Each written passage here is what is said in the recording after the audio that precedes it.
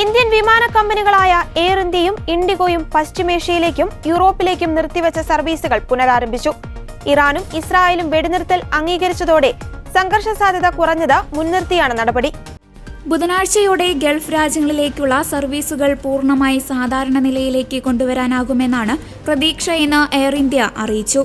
യൂറോപ്പിലേക്കുള്ള വിമാനങ്ങളും സാവധാനം സേവനപാതയിലേക്ക് പ്രവേശിച്ചു തുടങ്ങി.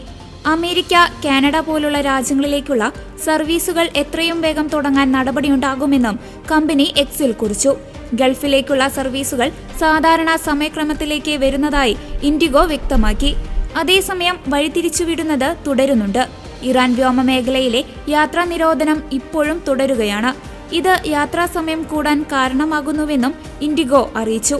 അതേസമയം കേരളത്തിൽ റദ്ദാക്കിയത് 57 സർവീസുകളാണ്.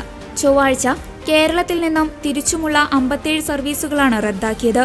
കോഴിക്കോട് നിന്നും ഗൾഫ് മേഖലയിലേക്കും തിരിച്ചുമുള്ള 31 സർവീസുകൾ റദ്ദാക്കിയപ്പോൾ കൊച്ചിയിൽ 18ഉം കണ്ണൂരിൽ നിന്ന് 8ഉം റദ്ദാക്കി. തിരുവനന്തപുരത്ത് ചൊവ്വാഴ്ച റദ്ദാക്കലുകളൊന്നും ഉണ്ടായില്ല. വിമാനങ്ങൾ മുടങ്ങിയതോടെ വിമാനത്താവളങ്ങളിൽ യാത്രക്കാർ കുടുങ്ങി. മുന്നറിയിപ്പില്ലാത്തതിനാൽ പലരും നട്ടം തിരിഞ്ഞു. സർവീസുകൾ റദ്ദാക്കുന്ന വിവരം യാത്രക്കാരെ മുൻകൂട്ടി അറിയിച്ചതായി എയർലൈൻ അധികൃതർ പറഞ്ഞു. ടിക്കറ്റുകൾ മറ്റൊരു ദിവസത്തേക്ക് മാറ്റി നൽകുകയോ റീഫണ്ട് ചെയ്യുകയോ ചെയ്യും. കണക്ഷൻ വിമാനങ്ങളുടെ സാധ്യതകളും യാത്രക്കാർക്ക് ഉപയോഗിക്കാം. യാത്രക്കാർ വിമാനത്താവളത്തിലേക്ക് പുറപ്പെടും മുൻപ് വിമാന കമ്പനികളുമായി ബന്ധപ്പെടണമെന്ന് അധികൃതർ അറിയിച്ചു. ചൊവ്വാഴ്ച ചെന്നൈയിൽ നിന്ന് ഗൾഫ് രാജ്യങ്ങളിലേക്കും തിരിച്ചുമുള്ള 11 വിമാനങ്ങൾ റദ്ദാക്കിയിരുന്നു.